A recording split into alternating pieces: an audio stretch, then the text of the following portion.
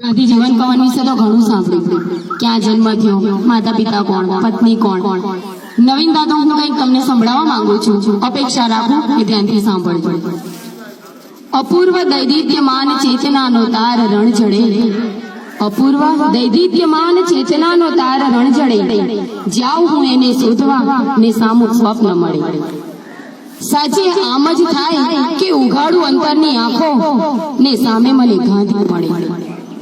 હા, મને ગાંધી મળે તો એ મને પૂછે, વાત્સલ્ય સબર હાથ માથે ફેરવે અને પૂછે, બેટા કેમ છે? ત્યારે અંતરની ભીતરમાં કંઈક સળવળાટ થાય અને હું વિચારું કે સાચા ગાંધી આવ્યા છે કે જે સત્ય, અહિંસા અને સદાચારના આગ્રહી હતા. એમણે મને જોયું તો મને કહેવા લાગ્યા કે હે, તું હજી બાળક છે, હજી મારા આ 3 વાંદરાના રમકડાથી રમે છે. ત્યારે મેં કહ્યું, બાપુજી એ તો મારું પ્રિય રમકડું છે. ત્યારે બાપુજી પણ સામે જવાબ આપે છે કે એ માત્ર તારું જ નહીં, એ તો મારું પણ પ્રિય રમકડું છે. ત્યારે જે પેલું રમકડું સાઈડમાં પડ્યું હતું તેને પણ વાચા ફૂટે છે, તે પણ બોલી જાય છે કે હે, તમારું તો હું પ્રિય છું, પણ તમે તો મને આમ મૂકીને ચાલા ગયા. તમારું જીવન પૂરું થયું અને આ દેશમાં તમારો એ સંદેશ, તમારો એ વારસો ક્યાંય રહ્યો નથી, એ તો ક્યાંય વિસરાઈ ગયો છે.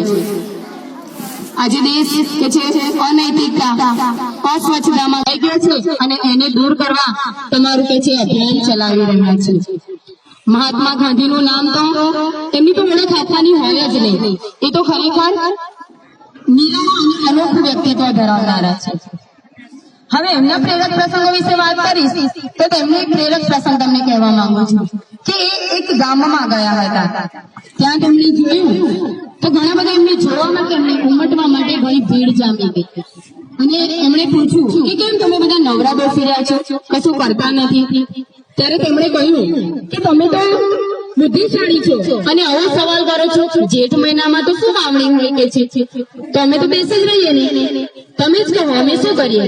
ત્યારે એ જવાબ આપે છે ગાંધીજી કે ખોટી વાત, તમે કર્મને રોકો, આદતોને કાપો, આદતોને રોકો, ચરિત્રને કાપો, ચરિત્રને રોકો અને તમારા ભાગ્યને કાપો, તો તમે સાર્થક થશો અને જીવનમાં આગળ વધશો. બીજી વાત કરું તો આજના જમાનામાં કે છે ગાંધીજી પાસેથી આપણે તો ઘણી પ્રેરણા લેવાની હોય છે. તો ગાંધીજી સત્ય અહિંસાના પૂજારી હતા, એમને નકલ કરવી પણ ગમે નહીં એટલે નકલ પણ કરે નહીં. પરીક્ષા હતી એમની, ત્યારે એક અધ્યાપક આવ્યા હતા, એમની પરીક્ષા લેતા હતા, ત્યારે એમને 5-6 શબ્દ લખવા કહ્યા. ગાંધીજીની બધી જોડણી ખોટી હતી. ત્યારે એમના શિક્ષકે એને કહ્યું, બાજુનામાંથી જોઈને લખે ને. ગાંધીજીએ તેમ કર્યું નહીં. પેલા અધ્યાપક જતા રહ્યા. પછી શિક્ષક શ્રીએ ગાંધીજીને બરાબર ઠપકો આપ્યો, ડફોડ કે છે, ડોબા કે છે, લખી ના લીધું કે છે. ત્યારે ગાંધીજીને મનમાંથી કહે છે કે ના, મારે તો ચોરી કરવી નથી. ચોરી કરીને વિદ્યાર્થી મિત્રો પરીક્ષા તમે પાસ કરી લેશો, પણ જીવનની પરીક્ષા તમે પાસ કરી શકશો નહીં. એટલે આપણે પ્રેરણા લેવાની છે કે નકલમાં અકલ હોતી નથી, આપણે આપણી મહેનતના બળે આગળ વધવાનું છે. હવે એમના વ્યક્તિત્વ વિશે 10 મિનિટ તો ઘણી ઓછી પડે. એમના વિશે જો કહેવા બેસે ને તો આખો દિવસ નીકળી જાય. એક પંક્તિ રચી કરું તો દેશના નિર્માતા છો તમે ગાંધી, દેશના નિર્માતા છો તમે ગાંધી, સત્યના જ જોરે લાવ્યા આઝાદીની આંધી. તો એમનું સત્ય અને અહિંસા પર ઘણા. ગાંધી જીવન કવન વિશે તો ઘણું સાંભળ્યું, ક્યાં જન્મ થયો, માતા પિતા કોણ, પત્ની કોણ.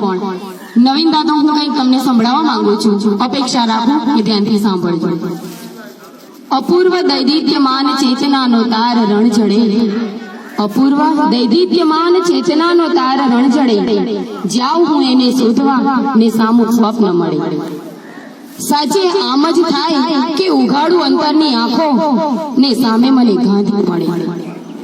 હા, મને ગાંધી મળે તો એ મને પૂછે, વાત્સલ્ય સબર હાથ માથે ફેરવે અને પૂછે, બેટા કેમ છે?